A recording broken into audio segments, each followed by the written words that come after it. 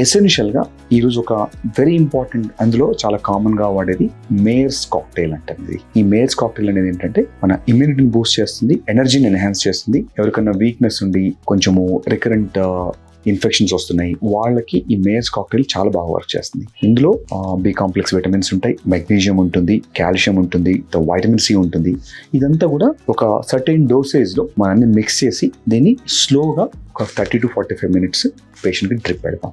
So IV drips చాలా safe. Anyone above 20 years to 60-70 years ఎవరైనా చేసుకోవచ్చు.